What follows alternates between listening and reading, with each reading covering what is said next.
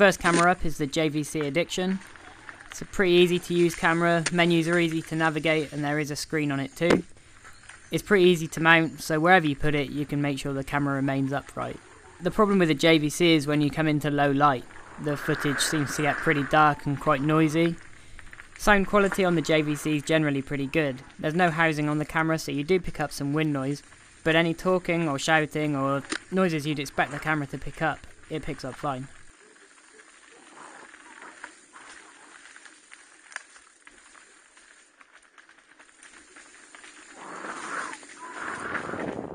The second camera up is the Contour Roam 2. It's easy to mount and super easy to use. There's just an on and off switch for recording, there's no on and off switch to turn it on before you can record. It's as simple as you get, there's no frills. It's also by far the cheapest camera we've got here.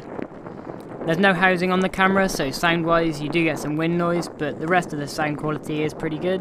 Again, like the JVC, when you get into dark situations the footage does get quite grainy and noisy, but from a camera that's almost half the price of some of the others we've got on test, it's not bad.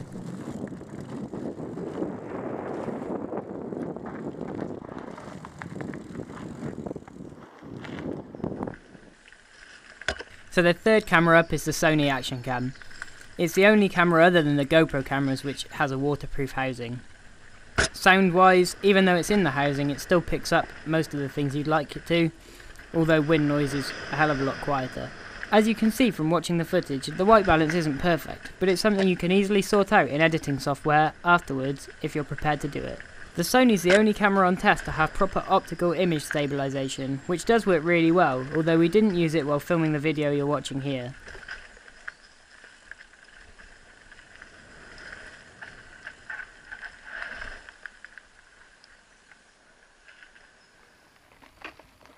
Now onto the Drift Ghost HD. It's the only other camera than the JVC to have a screen on board. The screen's bigger, better quality, and the menus are equally as easy to use.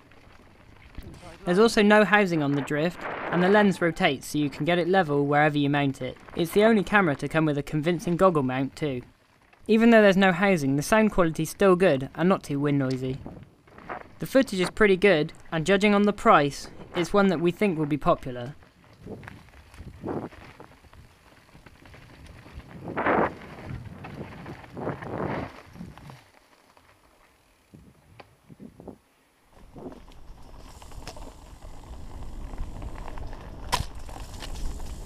The GoPro Hero 3 Silver isn't cheap, but you can see why it's almost top of the pile.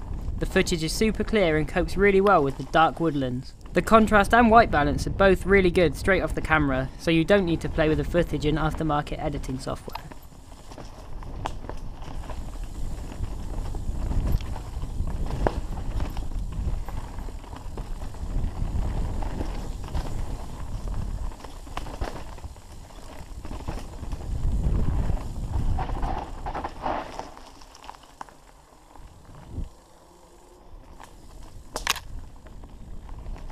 You're now watching the footage from the GoPro Hero 3 Black.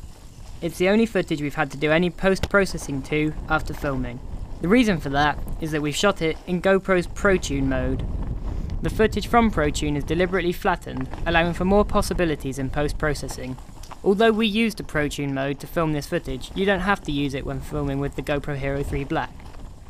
The thing that ties it up for GoPro is the mounting system. The footage is the best out there anyway, but with the mounts you can pretty much mount it anywhere and always get good, solid footage.